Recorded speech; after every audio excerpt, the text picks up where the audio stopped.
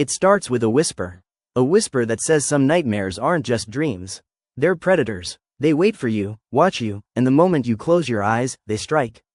Most people think A Nightmare on Elm Street was just a Hollywood invention, Freddy Krueger with his claws and twisted grin. But the truth is, that movie was born from something far darker, something real. And the story behind it is so terrifying, you may never sleep the same way again. Before we go forward, like the video, subscribe my channel and press the bell icon. Back in the late 1970s, families from Cambodia and Laos came to the United States after escaping war and genocide. They thought they were leaving their nightmares behind. But when they arrived in America, the real nightmare began. One family in Los Angeles had a son. Let's call him Chan.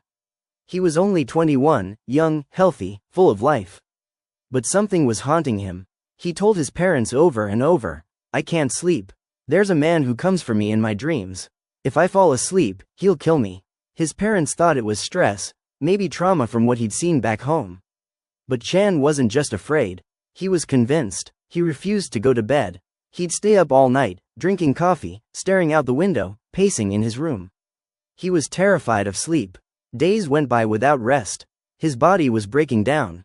His parents begged him, pleaded with him, "You have to sleep, you'll make yourself sick." Finally, after almost a week awake, Chan collapsed. He couldn't fight it anymore. His body gave in. He slipped into sleep. At first, it was quiet. Just the sound of him breathing. But then, it started. He began to thrash in bed, his face twisted with terror. His parents ran into his room, thinking he was having a seizure. But when they shook him, he didn't wake up. His eyes were closed tight, his mouth open in a silent scream.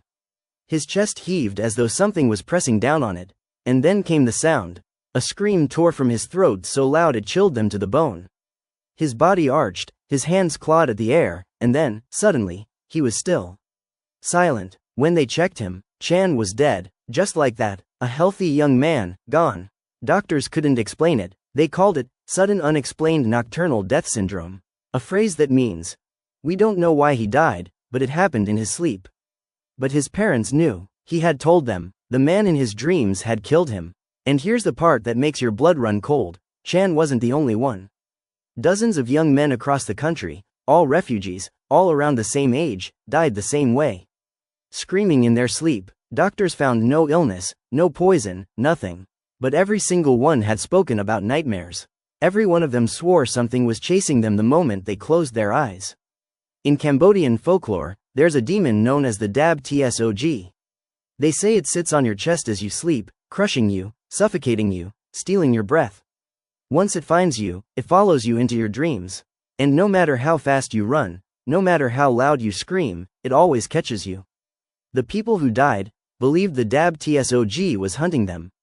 Scientists called it sleep paralysis. Survivors described the same thing. Waking up, unable to move, watching shadows crawl across the ceiling. Feeling something heavy sitting on their chest. Seeing a face leaning down over them. Breathing into their ear. And sometimes, they never woke up again.